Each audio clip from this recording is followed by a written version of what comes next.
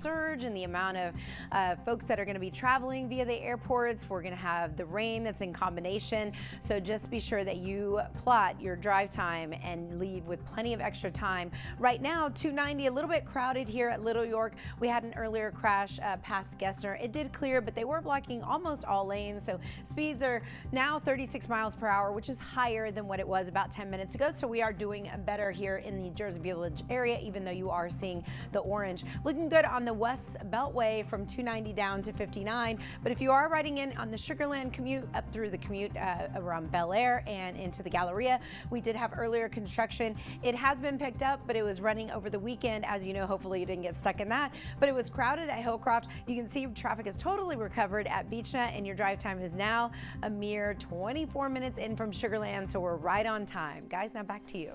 Approaching 45 the north, if you're leaving Independence Heights or Oak Forest or Garden Oaks and traveling toward the Hardy Toll Road, it'll be slow going in the eastbound direction. I wanted to show you what it looked like here at Airline. The incident must have been right in here. It looks like it recently cleared, but I can show you some of the backup that still looks pretty thick there at North Main. Again, this is going to be the eastbound headlights.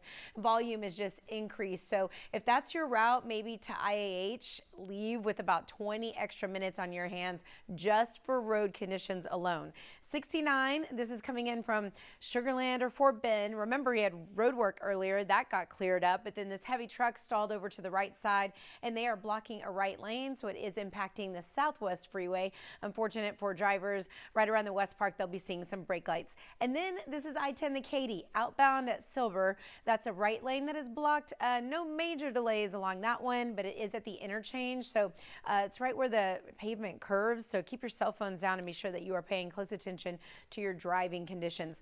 Cypress, this is your drive time to get from Cypress just to 610, so 22-minute commute. Katy sitting at 27 minutes to get all the way into Houston. Hey Kim, good morning. I know we've got those wet road conditions for us, we understand. Hey, and I'm here for you on this Monday morning. Roads are a little slick. If you are headed to the airports, you need to leave with double the amount of time that you usually take just because of the season. The surge is really going to be on from here on out. Right now, we do have some minor issues working. Stalled truck Southwest Freeway. This is inbound at Chimney Rock, blocking a right shoulder. They're also blocking a right lane. If you're leaving Meadows Place, coming up 69, the Southwest Freeway, this is slightly impacting you. You'll notice the brake lights and extra volume right around West Park. This is the Katy outbound at Silver. It's not a huge deal blocking a right lane because it's outbound and there's less commuters traveling outbound, but also notice the amount of curvature in the lanes at this point, so you don't want to be caught off guard if you're coming around a corner. Be sure that you are off of your cell phones. That simple text or call can wait. You know, it's not worth the exchange of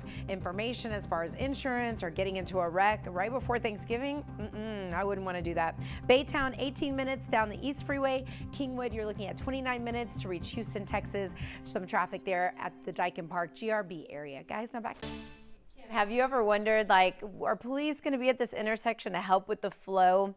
Well, I did hear from Harris County Constable Precinct 4 office, where you see in red mainly the northern portion of our city, that the Mobility Enforcement Task Force will be out this week helping with intersections that they know are super congested or very busy. You see an example like this here at Cypress Wood. So just know that hopefully our law enforcement will be helping out when they can. Right now, traffic nice and light, no major issues working. We were a little busy between 6 and 7, but right now West Loop, a little bit more volume to be expected due to an earlier problem northbound at Woodway, but you can see it's not too bad. I mean, we have the typical southbound congestion. The incident was actually northbound, and a lot of the northbound traffic has gotten back to normal. This is what it looks like at the North Loop, westbound at Irvington, the usual backup that I see, but it's just not as tight and drive times aren't as long. I mean, schools are out.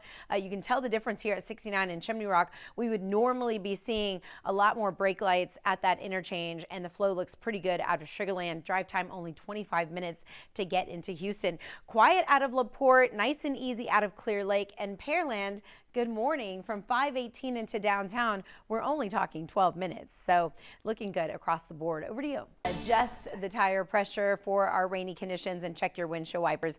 Just pairing up with Kim Castro with the weather department to alert you that this is what you should do before we get the real rain tonight.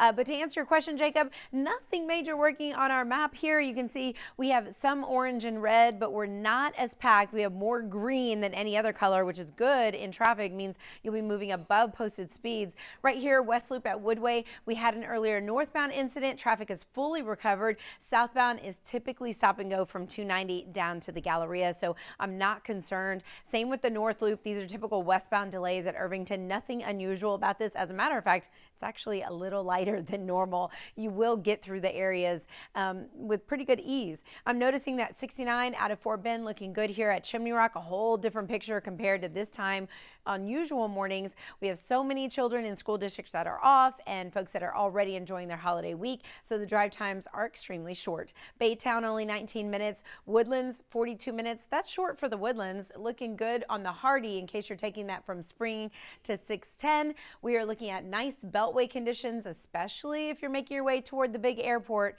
Grand Parkway also pretty empty. The flow looks like it's going to be nice for those drivers coming inbound. Now, one of the travel hacks that I usually tell you about to get to IAH starts from downtown. Let Metro take the wheel for you. They'll take you up there for $4.50 in a one-way direction. And come early 2026, Jacob and Sherman, they're going to head from downtown out toward Hobby, that new route coming soon.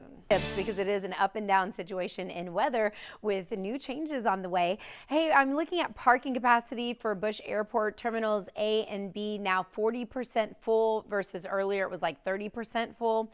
Terminal C, D, and E 73% full. Economy parking lot 80% full. Let me tell you, Economy Park, Echo parking lot, that fills up first, and then C, D, and E. The travel hack is to park at Terminal A, because even when you return, you'll get out of the airport with a faster manner. So that's just my travel hack for you. Reserve parking 12 hours ahead so that you are looking at your license plate scan, you're in and out of there, and it's not a hassle.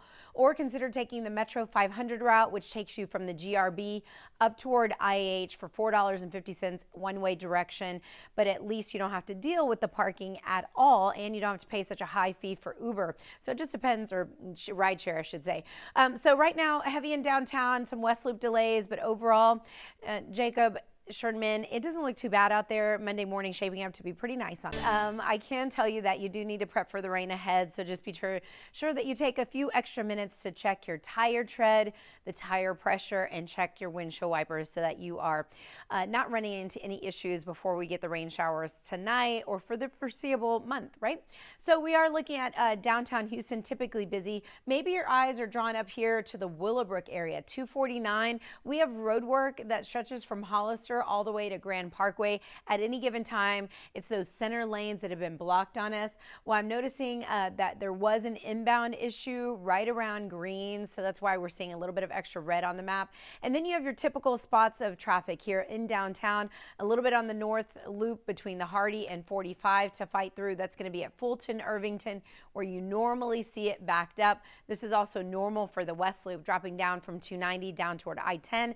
It's usually stop and go. So pick a lane, use your blinker, know where you're headed, and I think it only costs you a few minutes in those areas, despite usually I'm saying like, oh, it's 20-minute delay. It's nothing like that this morning. As a matter of fact, this is Katie at Chew. This is 69 at Bissonnet. If you're leaving Fort Bend, all good to go at Chimney Rock, as you can see. Gulf Freeway at Calder. Hello, Galveston County. If you're waking up in Hitchcock, coming in from League City. As a matter of fact, the drive time in from Clear Lake is only 26 minutes.